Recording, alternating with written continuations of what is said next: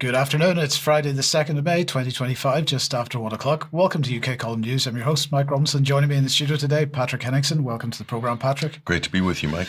And by video link, we have Mark Anderson. Now, later in the programme, we're going to be covering weather modification, Yemen, and more government snooping on our private lives. But we're going to kick off with the local election results because Nigel Farage's Reform Party has done very well so far in the elections. At least as where there are local elections taking place at all. So these figures will be slightly out of date now because these numbers are changing as we speak. But the Labour vote has declined quite a bit. But it's the Tory party which has been absolutely decimated. So 121 new seats for Reform in the local councils, 96 down the last time when we created these figures for the Tory party. Lib Dems have gained 12 seats, Labour are down 30, Independents are down 9 seats, and Greens are up 2. So that's the situation there. But Reform also won the Runcorn by-election. And so has another MP. Starmer called this a disappointing result, but he declared further and faster change as a result. And that's kind of hilarious because there's been zero policy change under Labour compared with the Tory policy agenda that we saw over the last number of years. Now, we have to remember that several parts of the country didn't hold any form of local election at all this year because of the constitutional vandalism which is taking place in this country. And this, but when I say that, I'm talking about it's the result of the English devolution white paper, which the British regime claims, quotes, sets out how the government plans to deliver on our manifesto pledge to transfer power out of Westminster through devolution and fix foundations of local government. But in reality, this is about transferring power into the hands of the Uber mayors like Sadiq Khan and Andy Burnham, who, as we know, are rapidly pursuing a net zero agenda amongst other globalist policies. And the argument for cancelling democracy in these areas is that there was no point holding an election when the authority that the election was for might be gone in a matter of a year or so as they are transferred or recreated, remorphed into these unitary authorities and so on. So the counties where no elections were held were Norfolk, Suffolk, Essex, Thurrock, East Sussex, West Sussex, Hampshire, Isle of Wight, Surrey. And for its part, by the way, Plymouth held no election this year, but that was for a different reason because councillors in Plymouth are elected in thirds each year. So a third there's an election for a third of them each year, but it's for a 4-year term. And so every 4th year, there's no election as a result. But Plymouth is going to hold a referendum in July this year for an elected mayor. So, Mark, I don't know if you've got any comments on this, but this is a complete constitutional reform in this country. The role of the so-called elected mayors, and they're effectively dictators, as we've seen in London and Manchester, is something that you've been talking about for a long time because of this whole globalist policy over mayors. What are your thoughts?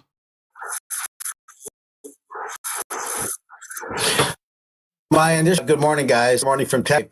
This localizes globalism. They themselves have called it glocalism.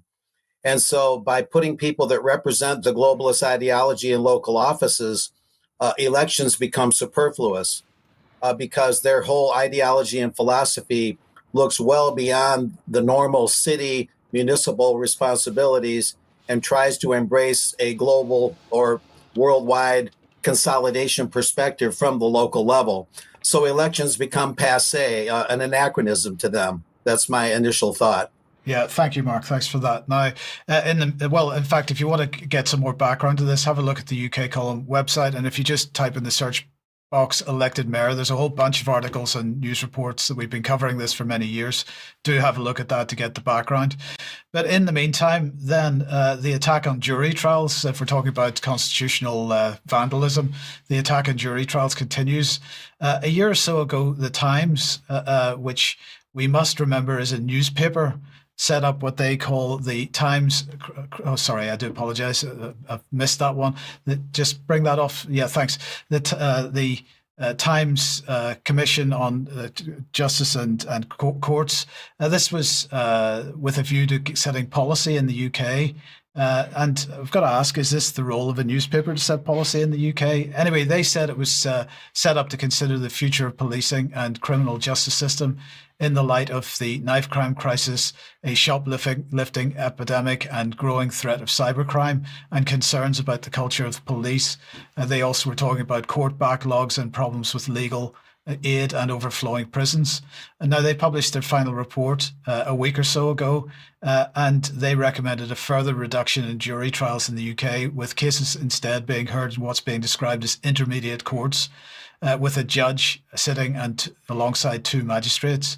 Now, crimes heard in these courts would include things like theft, drug possession, dangerous driving, fraud, and some forms of what they describe as non-serious assault. I'm not sure whether there is a non-serious assault, but anyway, the proposals are being backed by the government, along with 5 former Lord Chancellors and 2 former Lord Chief Justices. So here is Sarah Sackman, who's the Minister of State for Courts and Legal Services, saying, I think when former senior members of the judiciary, former Lord Chancellors, the Times, victims groups are clamouring for bold and radical changes, including an intermediate court, I think it's an idea whose time has probably come. She went on to say that the government would wait for Sir Brian Levison's recommendations. So Brian Levison is looking into courts reform at all, and a very key part of that is the removal of the jury trial. And of course, that is important because juries have the right to annul bad legislation in certain circumstances. This is something that juries aren't generally told, but it is a dangerous thing and a major trampling of our rights to see juries, the option of a jury, removed from anybody. And we've got to remember, we're supposedly innocent until proven guilty in this country. But anyway, let's move on. Patrick, let's go to international affairs. And what's Israel been up to? Well, we looked in our news feeds this morning, and we found this incredible story here. We'll bring this up on screen. Israel attacks a ship, an aid convoy, that was heading for Gaza. It was carrying 30 activists and crew combined, and this was attacked by drones. So the ship was bombed. And the group in question here on board, they're blaming Israel and one of its allies. No casualties have been reported here, and just a quick update on that. According to Al Jazeera, as per 1 hour before this program, all on board the Gaza aid flotilla are confirmed to be safe, according to the Maltese government there. So they had some issues in terms of rescuing them, some problems with that operation as well. But this raises a lot of disturbing questions, and we'll go to the Twitter account here for the Freedom Flotilla Coalition, and they're just giving a description of what happened this morning here. Our vessel is 17 kilometers off the shores of Malta right now in international waters, and they have been subjected to a drone attack twice, says Yasmin Akar, adding that the generators at the front of the vessel were the apparent target. That's the accusation by the group there, and this has been validated by a number of mainstream reports right before it came on air. I might note as well, on board, this is interesting, on board is likely U.S. Army Colonel veteran Mary Ann Wright, who is a big anti-war activist in the United States. She spoke at the Stop the War rallies, the big rallies there, and also Greta Thunberg may be on board this ship as well as a few other people that we have talked to and interviewed. We don't have confirmation as to who's exact. The main point here, Mike, is that they had to leave from Italy because Turkey wouldn't allow. This is Erdogan, the great I'm champion of the Palestinian cause, will not allow any aid flotilla to depart from Turkey. Neither will Egypt, apparently. Neither will Greece nor Cyprus. So the closest country they could launch an aid flotilla for Gaza is Italy.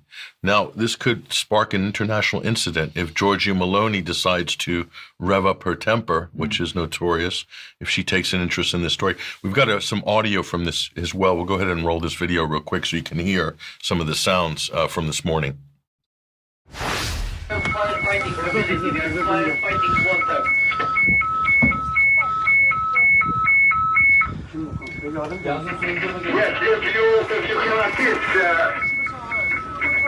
please assist over.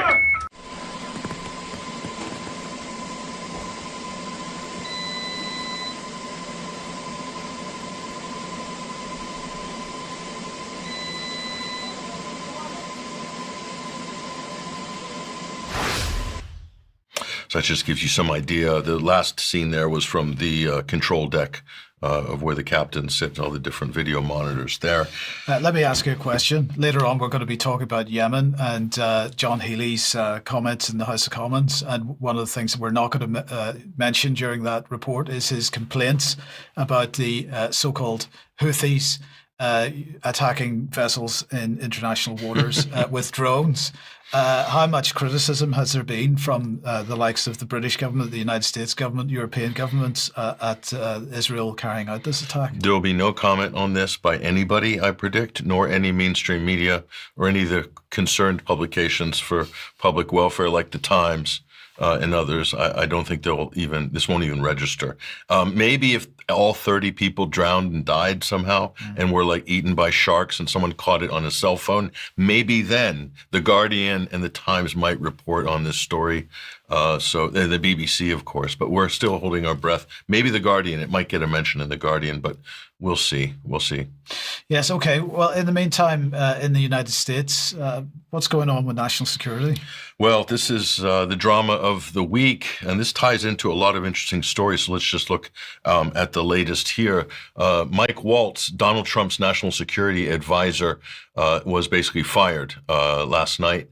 And so he's been shuffled in the great UK tradition of cabinet reshuffling. He will now be the UN ambassador for the United States because Trump's other pick had to go back to her congressional seat because they're afraid they were going to lose it to a Democrat. So Elise Stefanik, an arch Zionist, absolutely chosen by Miriam Adelson for that UN ambassadorial position. So they had to find someone who's equally as rabid Israel supporter, and Mike Waltz, of course, fits the bill.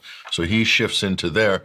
Why was he fired? He's basically taking the brunt for the Signalgate scandal, right, for starters. But I think there's a lot more. There's probably a few deeper aspects of this, which we won't find out now. He's been replaced by Marco Rubio. So Marco Rubio is now simultaneously the Secretary of State and Donald Trump's chief national security advisor. Not that Mike Waltz was doing anything anyway. So I don't know how important that job is in the Trump administration when you really drill down to it. The next appointee will be Donald Trump's sixth national security advisor, following Michael Flynn, H.R. McMaster, John Bolton, Robert O'Brien, and Mike Waltz. So Donald Trump's been through quite a few of them. So it's a job with a high attrition rate. Let's just put it that way. But why is this interesting? Here's where it gets really interesting. Is what else is going on in the world? A lot's going on in the world right now. So here's Lindsey Graham. So imagine, we'll talk about the negotiations, but him and other Republicans are front running this new backbone crushing sanctions program. And Senator John Kennedy from Louisiana is saying he's going to turn Russian economy into fish food, whatever that means. But anyway, here's Lindsey Graham. And obviously there's a lot of questions. I mean, not around Lindsey Graham, of course, but around this type of policy here. Why on earth is Donald Trump sending envoys to Moscow, and then Republicans are putting these types of maximum pressure policies to force down? It doesn't make any sense, but neither does this. Trump says any country that buys oil with Iran will not be allowed to do any business with the U.S. Again, high-level negotiations, trying to get a peace deal. So let's look at this. So Trump is, who knows what's going on here, and this has to be from the White House. So Steve Witkoff is the special envoy, getting a lot of headlines. What sort of negotiations is he doing with the Iranians and also in Moscow? There he is with Vladimir Putin. Meanwhile, the U.S. government is attacking both of those countries with more sanctions and more threats. And we'll single out Iran because we'll get to that in a moment with Pete Hegseth, the embattled defense secretary in the United States. So what exactly is going on here? It's really difficult to tell. It is really difficult to tell. So meanwhile, to make matters even worse on the Russian front, as you know, this is the 80th anniversary of Victory Day for World War II. It's 1945 to 2025. The 80th anniversary. This is a big deal in Russia. Okay, this is probably on the national holiday calendar after Christmas and Easter. It's probably number 3. Okay, in Russia. So you can imagine, why on earth then does Donald Trump tweet this last night? Let's look at this. Donald Trump on X. Here he is. Who knows? Many of our allies and friends are celebrating May 8th as Victory Day, but we did more than any other country by far in producing a victorious result on World War II. I am hereby renaming May 8th as Victory Day for World War II and November 11th as Victory Day for World War I, says Donald Trump. We won. He said, we won. The United States, we won both wars. I'm sorry, it's almost a slip. He should have said, I won both wars. But anyway, we won both wars, says Trump. Nobody was even close in terms of strength, bravery, and military brilliance, but we never celebrate anything. He's saying we don't get the credit, he says. That's because we don't have any leaders anymore, not leaders like me, says Trump. And that, so what is he saying? Anymore that know how to do so. We are going to start celebrating our victories again. I mean, is this the United States or is this North Korea? It's really hard to tell. There's so much performative politics here. But, you know, we could do a whole show on and relitigate history for Donald Trump for his benefit. But I'll just put one or two useful statistics up on screen here. And here's one of them. We'll bring this up on screen. This is the fraction of a country's population that died in World War II. Who's at the top of the list? It's Belarus, okay? Huge percentage of their population. I think 25%, 1 out of 4 Belarusians died at the hands of the Nazis in World War II. Then it's Poland, then Ukraine, then the USSR, then Latvia, Lithuania, and so forth. And look at the bottom. Who's right down there at the bottom? It's the United States, right at the bottom. So in terms of human sacrifice at the altar of victory in World War II and the price incurred by countries, the United States isn't even in the running in that sense. If you want a visual map of this, obviously there's a lot of different sources for this, but in terms of total losses, troops and civilians, the Russian losses are estimated between 25 and 27 million. That's compared to the 400,000 plus from the United States, who arguably entered the war very late indeed. And so here, this is open source aggregate data, which is available on Wikipedia.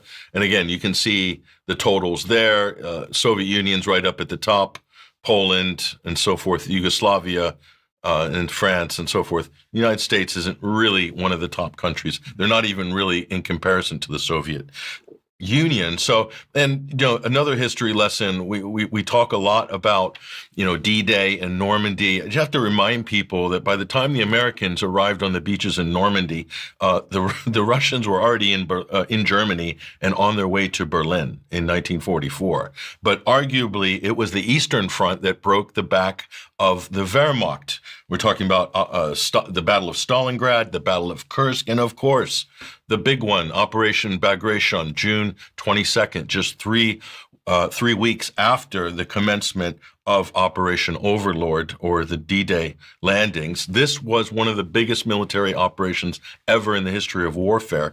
And arguably, if you look at what was in play here, there's nothing even close in World War II. So again, having to litigate this history lesson with a U.S. president that looks like he is completely delusional, and I'm being very kind there, and doing it at a time when you're negotiating while Russia's preparing for Victory Day. I can't imagine a bigger implicit insult to the Russians than what Donald Trump is attempting to do there. So do you think this Lindsey Graham and whatnot heading over to Russia, this is something that's happening absolutely independent of Trump? It's a Republican effort and he has no say in it, or does he even have any knowledge of their plans to do this? Or are they directly attempting to undermine his efforts, or is there some kind of U.S. good cop, bad cop thing going on here? There could be a good cop, bad cop, but definitely Trump's team is split on the issue of Ukraine. They're definitely split on Iran. It appears that way anyway. So the Republican Party is not in lockstep with Donald Trump, even though he has the commanding heights of the GOP. So there are some differences in interest, and certainly people like Lindsey Graham and who he represents, they want to see the war go as long as possible. And so Donald Trump is really a sort of obstacle to what they want, which is, you know, these Americans are so crass, they're quite happy to watch Europe tear itself to pieces and then just waltz in at the last moment and provide lots of money for reconstruction and, take credit for winning. I mean, we've already made our case here. So, and again, I'll say this very briefly, Mike, because this is an important point. This is the danger with the United States backing out of NATO. While NATO is a malignant force in its expansionist ways, okay, but it works when there's a pragmatic, responsible, compassionate U.S. leader in power. But with Biden, and it became completely, malignant. But if Trump pulls out of NATO, then there's a power vacuum. Who's going to fill that power vacuum? Britain or Estonia or radical elements of Germany? And then the U.S. could get pulled back into Europe because a European party did what they've done. What they normally do is petty tribal and ethnic rivalries in Europe or economic subterfuge by certain countries pulls the United States back into a bigger war in Europe. Could that happen? It has happened in history. Okay, so do we want to see that happen again? Absolutely not. This is why we're raising the alarm right now. So it's a paradox, Mike. It's a difficult problem to solve. Yeah. Okay. Thank you for that. Okay. Let's move on then. And weather modification.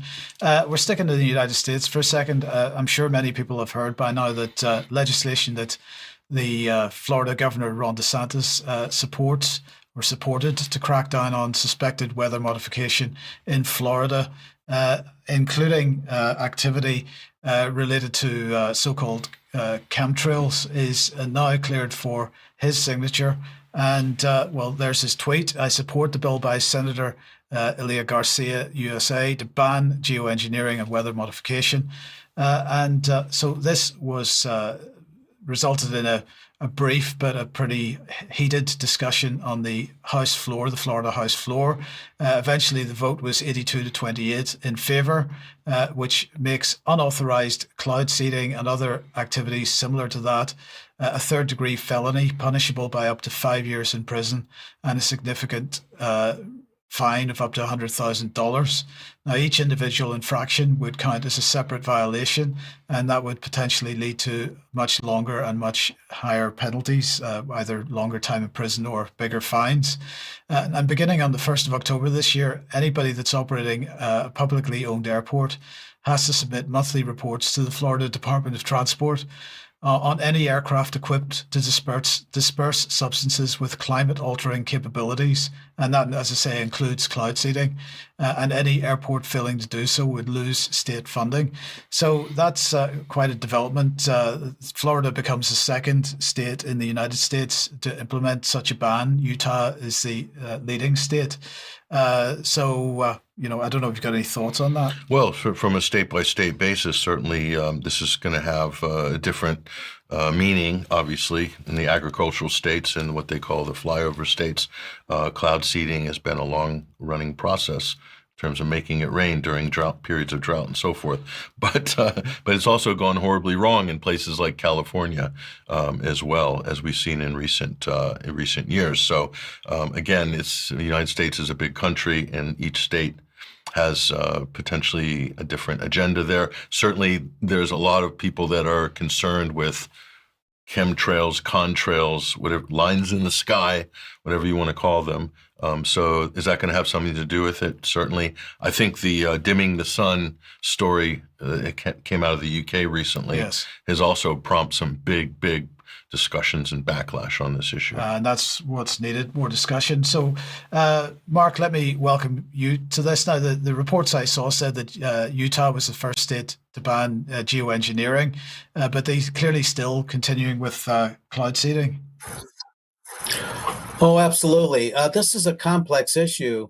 And the word you used there, Mike, was a very key word, unauthorized. And I'm doing an overview of this issue, kind of bearing down on it with the intent of talking to people very soon. I have one appointment for Monday that are in the cloud seeding business, and to talk to some local meteorologists and get this to be a more public discussion, because a lot of people, even though cloud seeding is open in plain sight, yet a lot of people don't realize much, if anything, about it in terms of its existence or the nature of it. Anyway, ironically, Utah, one of the two states you just named, its cloud seeding program, according to a very recent article by KUER, is the envy of the drought-weary West. And that was published April 24th, so very recently. And we'll move on with a little bit of description about this. Uh, Utah is home to the nation's largest cloud seeding program, the Crossroads Technologies Path Recording Report. States become a bound for cloud in the West. Get this, this article couldn't even go 2 paragraphs without saying this. With water managers, private sector investors, and conspiracy theorists, there they are, keeping a close eye on their progress. Advocates are saying the technology works. They just need to know to what degree. It's a practice involving millions of dollars in public funding, guys, countless snowflakes. They can also make it snow, not just rain. They're not talking about liberal snowflakes. And a string of death threats. Of course, that's the conspiracy theorists, allegedly. And the technology, this news outlet is saying, is strikingly uncomplicated, which is true. The same article refers to a Jared Smith. He lives near Ogden, Utah. And all this involves is a solar charged battery, a tank of non-toxic silver iodide, that's the main cloud seeding substance, a tank of propane, some fuels, and he works for Salt Lake City-based North American Weather Consultants. And get this, they operate 200 of these setups across Utah. So to ban this in Utah altogether would be a difficult thing. And that's the Right, Mark. Sorry, Mark. I'm sorry. I'm going to have to interrupt there because this connection is extremely bad. Could you try rejoining the connection, please? And let's see if we can get this to work. We may have to. We'll give Mark a second to come back. We may have to move on and restart it. We can circle back to the story. Circle back to the story. Yeah. Okay. Let's just do that. And let's see. Where does that take us? Well, that takes us to the ad break. So let's just say if you like what the UK Column does, you'd like to support us, please go to support.ukcolumn.org, and there are options to help us out there. You can make a donation. You can join us as a member. And of course, if you join us as a member, that gets you access to UK Column News Extra, forums, and so on. Another way to support us is through the UK Column shop. And if you buy something using the link on this page from clivetocarl.com, that helps us as well. But if you can't do any of that, please do at least share the material you find on the UK Column website. We've got some share links for you to use there. And that helps us greatly because we are heavily censored, as everybody knows. And we need you to be the algorithm for us. It's the Cheltenham t-shirts still available. If you want to get access to the live stream, that's still available on the UK Column shop as well. So please do have a look at that if you haven't seen that yet. Yesterday's interview between Charles and Jerem Warfare is on the website if you'd like to have a look at that. And don't forget that Jerem will be running a series of podcasts on the UK Column beginning at 7 p.m. on Monday. So more details to come, but do join us at 7 p.m. on Monday for that as well. Another reminder of Stand in the Light that is taking place in Cumbria on bank holiday weekend later in May, 23rd to 26th of May. Details on screen. The details will be in the show notes. So please do join us for that if you possibly can. Okay, let's move on then to Yemen. And well, earlier this week, UK forces participated in a joint operation with US forces against the so-called Houthi military target, a so-called Houthi military target in Yemen. The Ministry of Defence says that the action was in line with long-standing policy of the UK government following the Houthis initiating their campaign of attacks in November 2023, which the Ministry of Defence maintains threatens freedom of navigation in the Red Sea. And that brings us back to the issue with what Israel's just done. But anyway, careful intelligence analysis, according to the Ministry of Defence, has identified or did identify a cluster of buildings used by the Houthis to manufacture drones of the type used to attack ships in the Red Sea and Gulf of Aden. And this was located 15 miles south of Sana'a. And so the Royal Air Force Typhoons, with air refueling support from Voyager tankers, engaged a number of these buildings. This is their words, using Paveway 4 precision-guided bombs.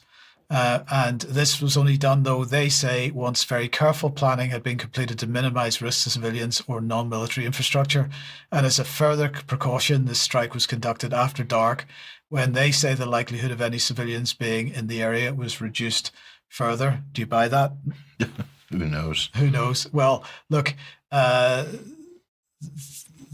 we have to say that, well, I'm going to say that Mr. Healy was making a comment in the House of Commons saying that make no mistake, he said the Houthis act as an agent of instability across the region. That was his claim. They continue to receive backing from Iran, and get this, he couldn't leave Russia out. And even Russia has attempted to support the Houthi operations. Attempted to support. Attempted, yes. Oof, that's dangerous. So he said that the aggression in the Red Sea and the Gulf of Aden is yet another example of how our adversaries are increasingly working together against our interests. This against the interests of the British government, of course. So it justifies killing civilians, even if we're taking all measures to, reduce the risk of civilian casualties. But even if you kill one, what's the justification for that? That the Yemenis violated your interests? Yes. But they haven't actually attacked anything in your country? None of your people, not even your military assets that are flying by, thumbing their noses at the Yemenis. Right. None of that. So there's no expeditionary element to the Ansar Allah, aka the Houthis. There's nothing. Absolutely. Right. So it's just threats, and no mention of why the Yemenis are interdicting Israeli ships. Right. Why are they can we get any mention of that from any of the politicians? No. Was that verboten? Are we allowed to talk about that? Apparently not. Okay. But anyway, this is from your YouTube or your Twitter feed. This is allegedly the aftermath of what happened. Yes.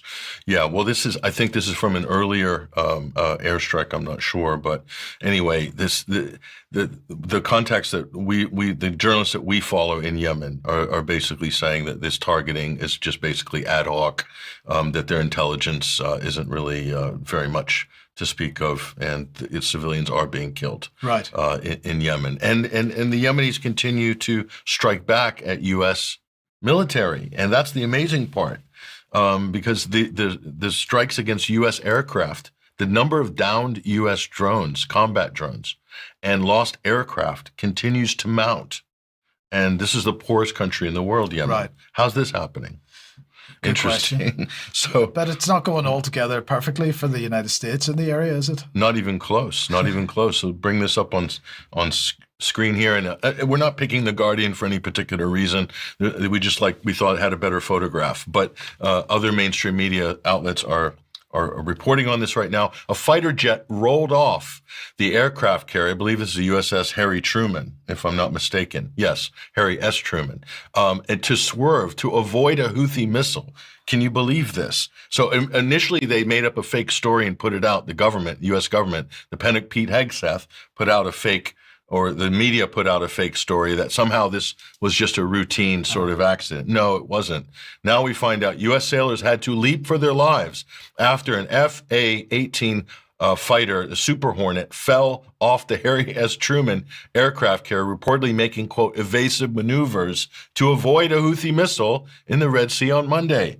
And it goes on. And the jet, along with the vessel towing it, rolled right out of the hangar and into the Red Sea, said a U.S. Navy spokesperson here. So what's going on there? And obviously this is a nightmare for Trump's embattled defense secretary. There he is, Pete Hegseth, the crusader himself. And let's look at so Pete Hegseth's follow-up to this disaster on Monday is this: a message to Iran. We see your lethal support for the Houthis. We know exactly what you're doing. You know very well what the U.S. military is capable of, and you were warned. You will pay the consequence at the time of our place and choosing. So again, the U.S. has picked this fight with the Yemenis, and Pete Hegseth is, saber rattling while he's bombing them. It's ridiculous. The whole thing is ridiculous. So I think Pete Hegseth is probably going to get fired pretty soon, because this is very irrational behavior.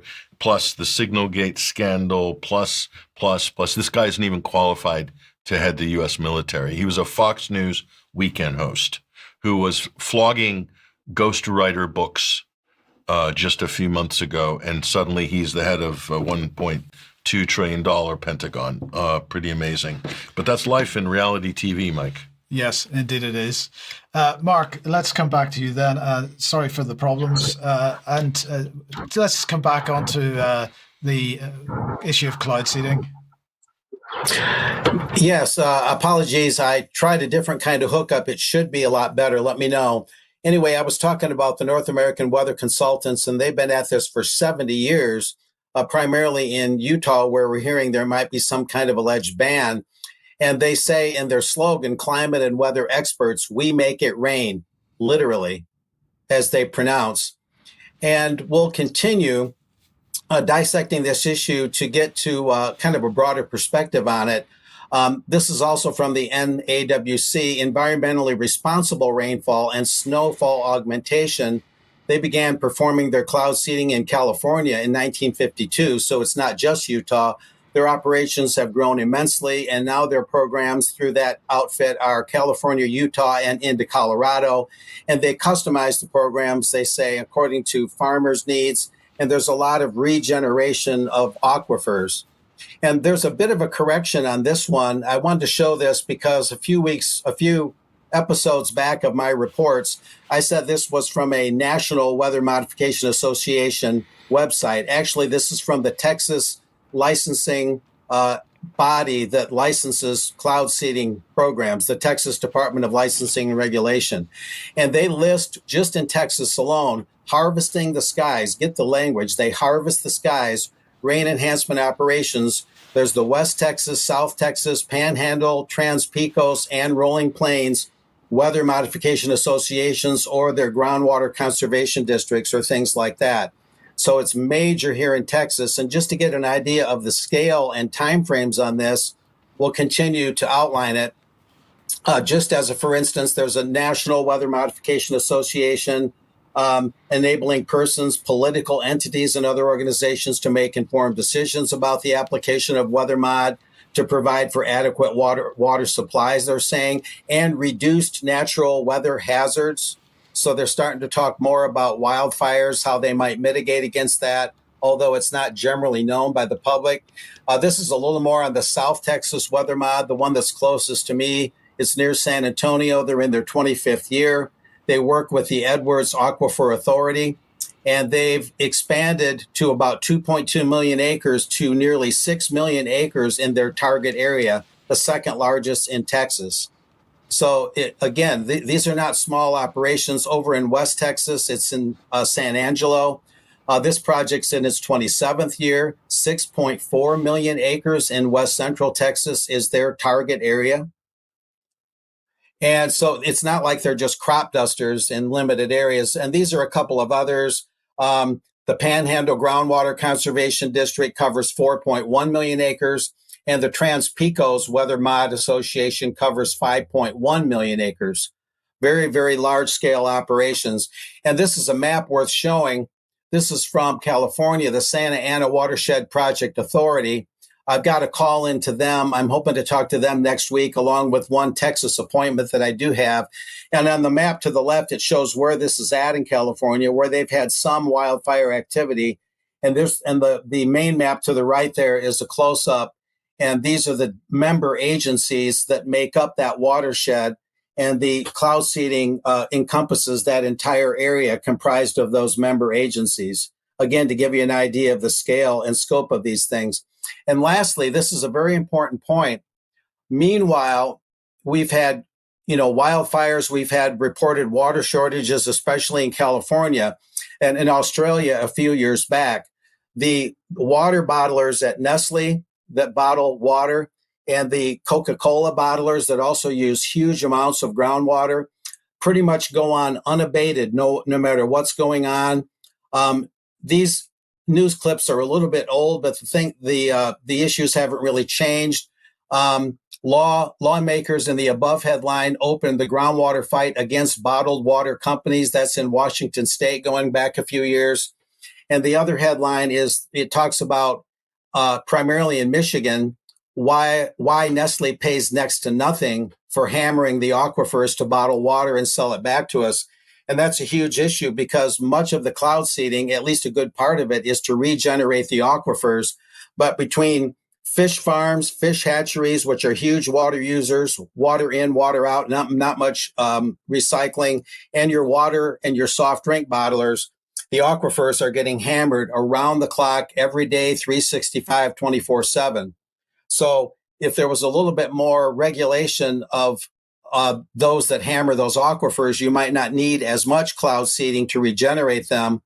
And of course, cloud seeding itself is a very off-the-shelf technology. There are many other kinds of geoengineering that are a little bit more illicit in their nature. The NOAA organization lists 9 or 10 of them that you'll be fined $10,000 for if you engage in those other 9 or 10 types of geoengineering that are not cloud seeding.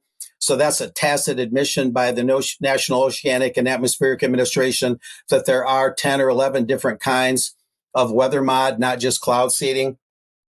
So cloud seeding might be seen as the most useful, if it's done right, among those different techniques to mitigate against wildfires before they happen, or maybe dampen them a bit after they start, although the conditions have to be right for cloud seeding and it has to be done correctly. So it's an issue that I'm trying to get to the bottom of, so realistic conversations and more general public knowledge can be realized, and then we can have a more intelligent discussion about the future of cloud seeding and then the broader issue of geoengineering, so more people know about these matters. That's the key. So for now, and I have something in extra that's very humorous, a humorous outtake on this issue that we'll show. So back to you guys. Thanks, Mark. Okay, now, Patrick, let's come back then to Ukraine. And of course, the deal was signed on minerals at last. What do we need to know about it? Well, there's a lot in there, a lot of specifics, a lot of vague things as well. We did put a sort of breakdown of this up at 21stcenturywire.com. Ukraine signs mineral deal with the U.S. What you need to know.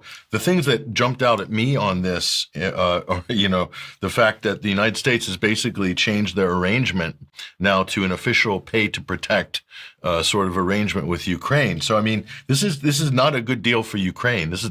When they accepted all this aid 3 years ago from the U.S. and all these countries, they weren't expecting they would have to basically mortgage their whole future and all of their natural resources to pay for it when a new president came in. And this is exactly what's happened. So this can go two ways.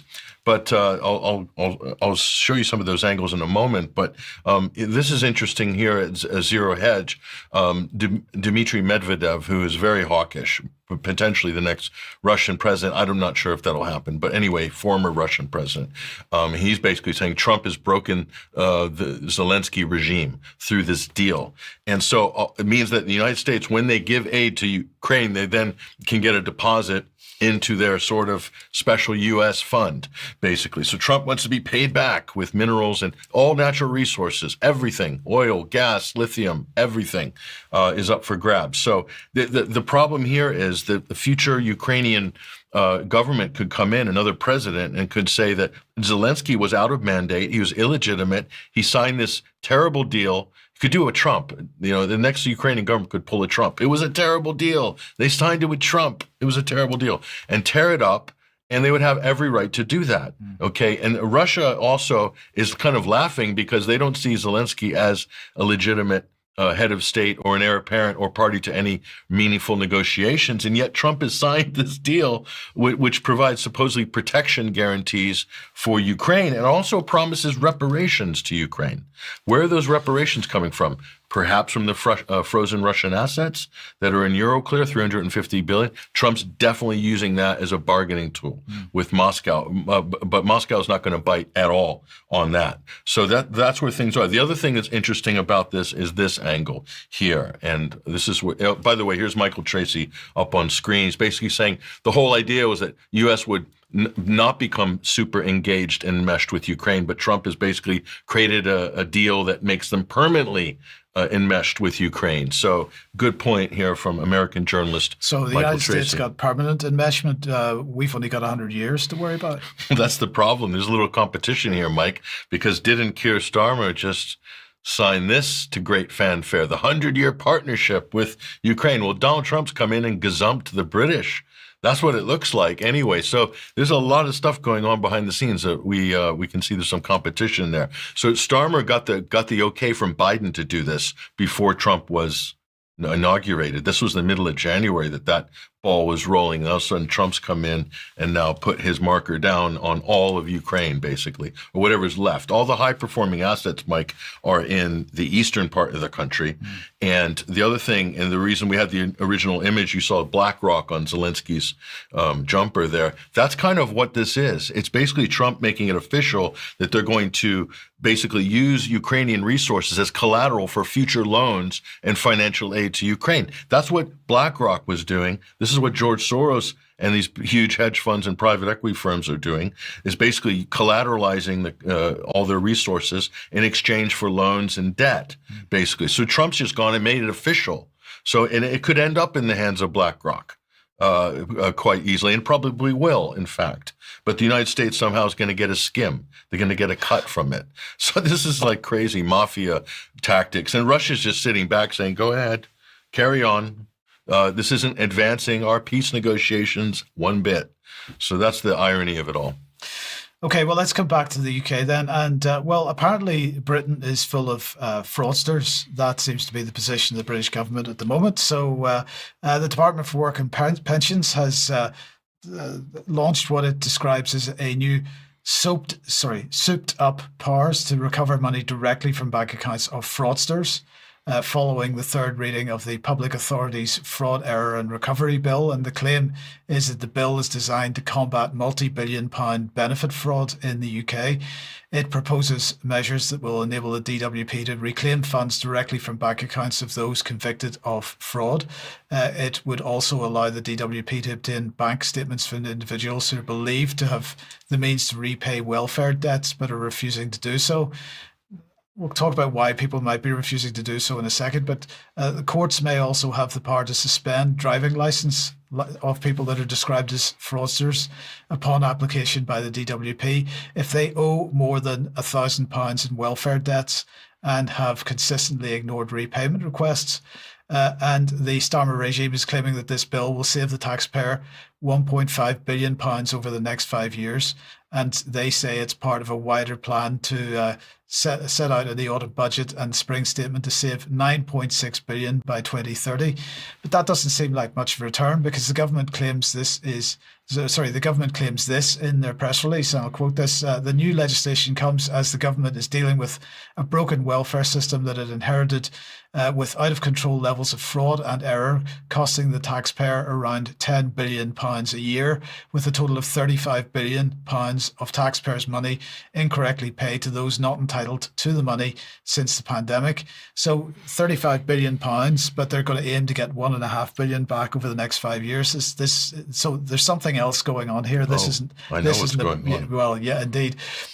So they're taking another massive chunk out of personal privacy in order to recover a fraction of the alleged fraud that's taken place, and by giving access to the DWP to people's bank accounts.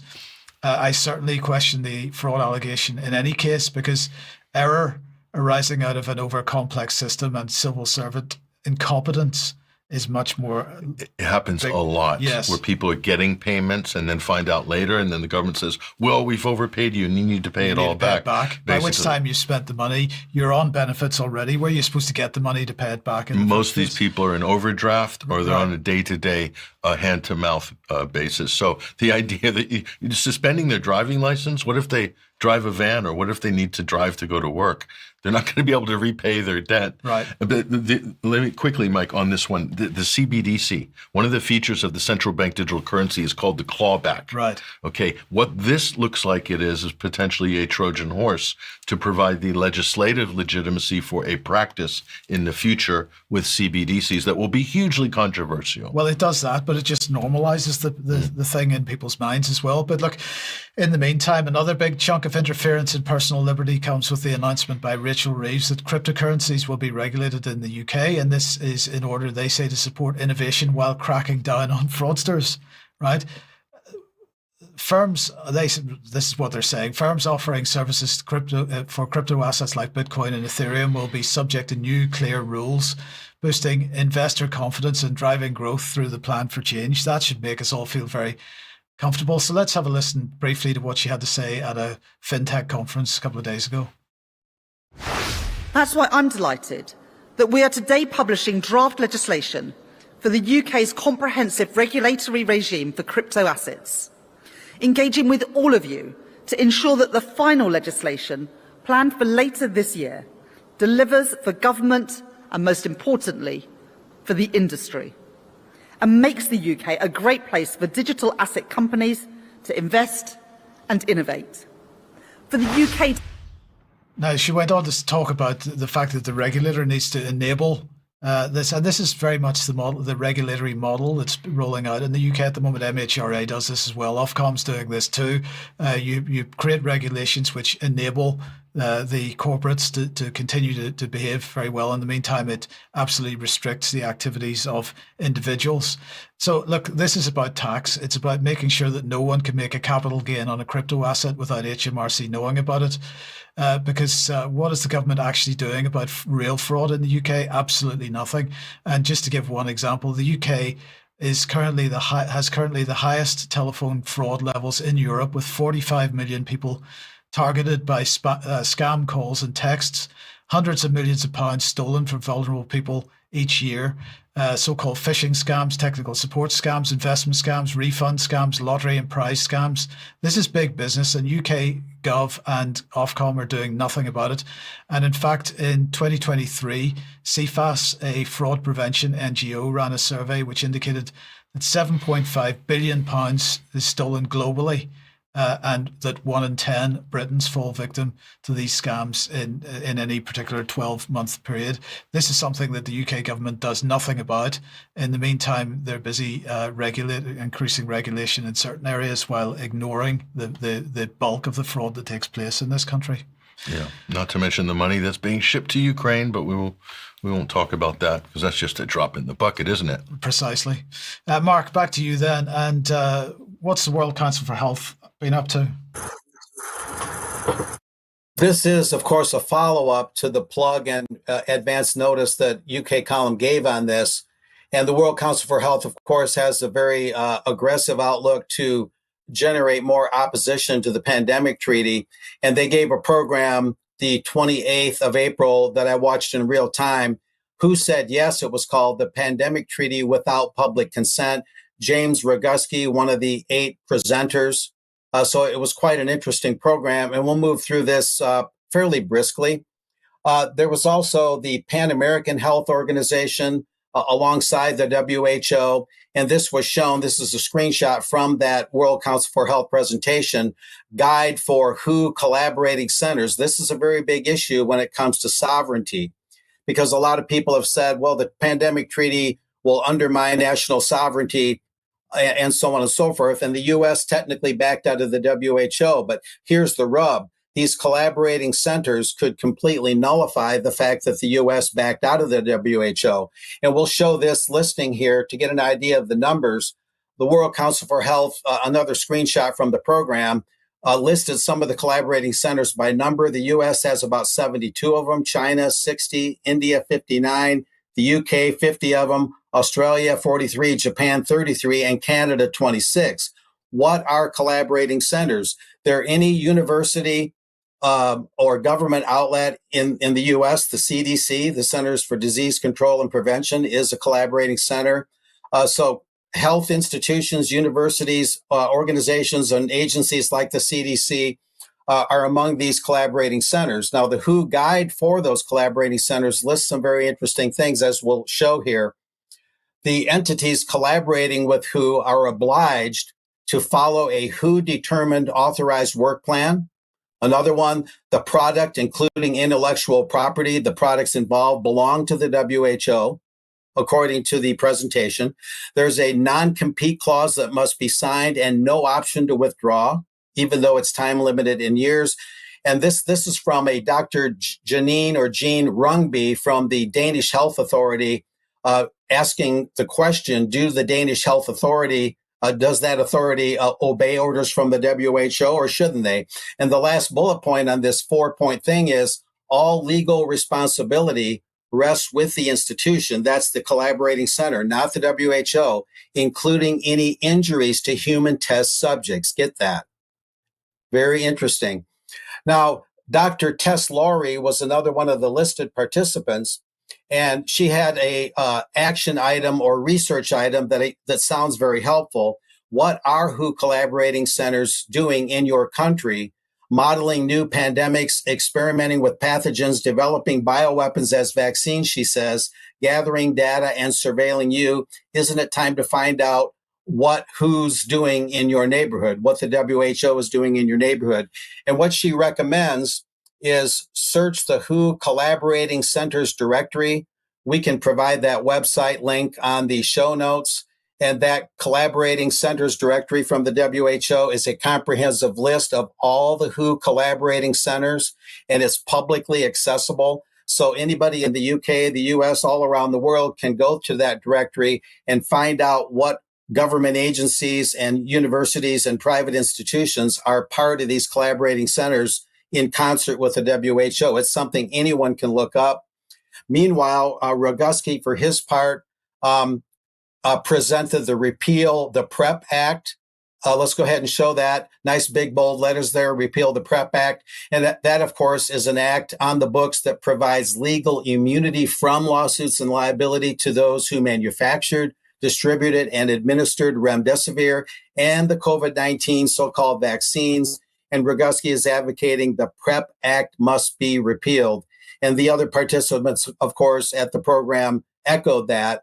And this is an interesting wording, you might say, from the Repeal the PrEP Act promo online at Roguski's Substack blog. Make murder a crime again. Get that. Make murder a crime again. Put the PrEP Act in the trash. Repealtheprepact.com. That's the website through which anyone can get involved. And this last item, sign the petition. I believe this is the last item, also from Roguski, and others commented on it. If you live in the U.S., complete the form below to add your name to a letter to Congress demanding the repeal of the PrEP Act. Your name will be listed, but no personal information will be there. If you have any questions, there's an email there, james.roguski@gmail.com, or you can text or call him. It's best to text first. And he doesn't mind giving out this number, of course, 310-619-3055 in Los Angeles, California.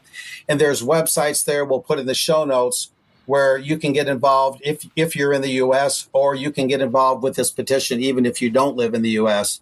So there was a lot of emphasis, guys, on taking action before the World Health Assembly convenes to try and finalize the treaty May 19 through 27 in Geneva. So some very important matters discussed there, some very urgent matters. So that's our follow-up for now. Okay. Thank you, Mark. Thank you.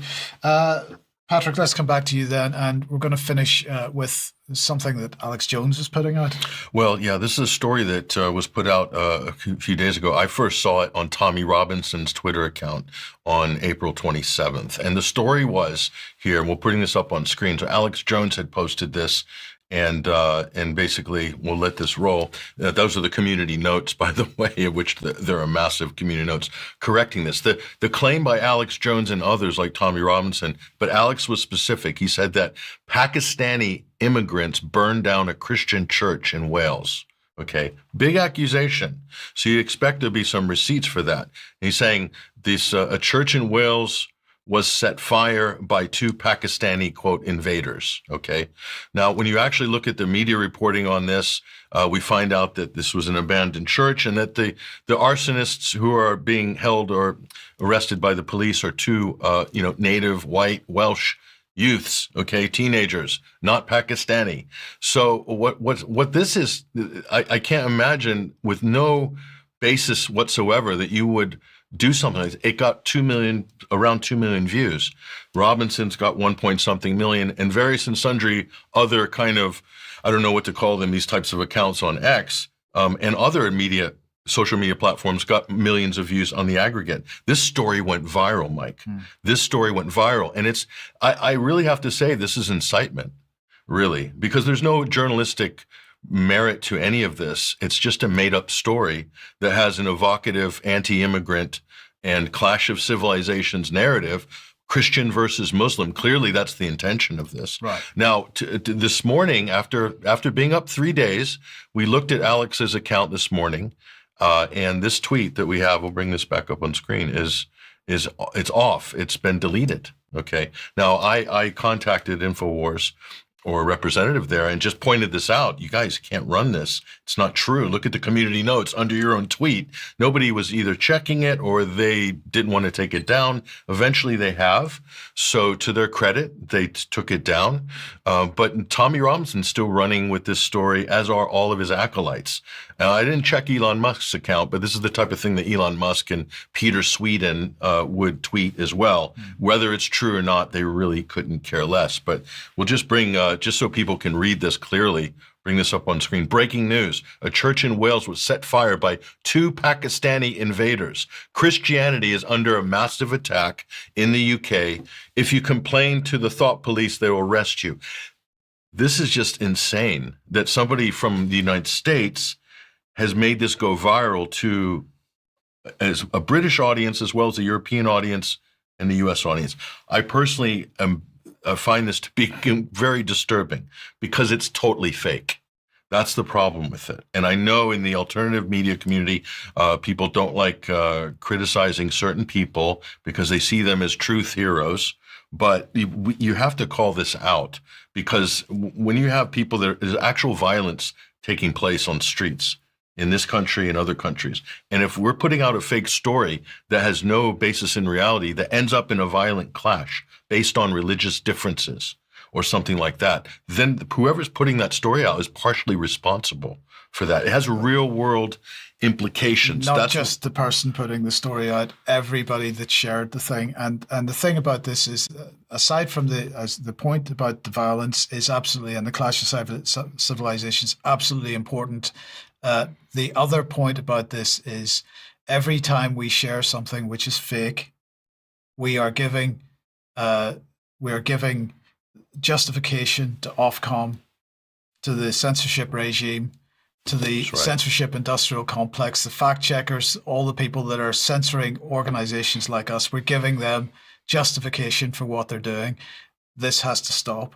Yeah, in my opinion. Mike, that you just made the most important point of this, that these whale accounts, they have millions of followers. They have a lot of power, okay? But when they put fake stories that is religious or racial incitement stories, and Elon Musk himself does this, okay, then the result is that it's low-hanging fruit for the establishment, the fascist governments that we're trying to keep at bay with censorship. It gives them such an easy entree to want to regulate these platforms. So it's very irresponsible for any content creator or alternative media outlet to put out patent lies like this that have huge implications. And it's just like throwing red meat to the establishment on this. I cannot stress how bad this type of behavior is. And people, I know a lot of people, because if it fits your emotional state, when you see something like this, you want to retweet and share it. Everyone's done it in their life, okay? But try to think, and check, is there any basis to this? Look at the community notes on X. Under Alex's tweet, there are community notes panning him. It's fake. No, here's the real story from the Welsh local news. Nobody's listening or looking at any of that. They're just retweeting and sharing it and then getting angry in the comments saying, we need to stop these Muslims from coming in, these invaders coming in our country. This is kind of the Tommy Robinson narrative. He said that church has stood since 1033 or whatever he's saying, like this was some sort of reverse crusade. But the story itself is fake. And then people will say, well, Pat, are you saying there's not an immigration problem? I'm not saying that. I'm talking about the specific story. It's incumbent on media, journalists, outlets, independent media, mainstream media. You criticize the mainstream media all day long. Oh, the BBC's lying. What happens when the alternative independent media lies? And what happens if that ends up becoming some kind of a violent incident somewhere down the butterfly effect chain? Listen, you got to have some accountability for stuff like that. That's all we're saying. Everyone should try a little bit harder and think a little bit more before they, share certain things. And then, contact these media outlets directly. That's what we normally do. And sometimes we get results. And not with the mainstream normally, but sometimes we do. Yeah. So, Well, yes. Okay, look, we got to leave it there for today. We're a little bit over time. Thank you, Patrick. Thank you, Mark. We'll be back in a few minutes, 5 minutes or so. If you're on the live stream, if you're a UK Column member for some news extra, do join us for that. Otherwise, have a great weekend. We'll see you as usual on Monday, 1 p.m. See you then. Bye-bye.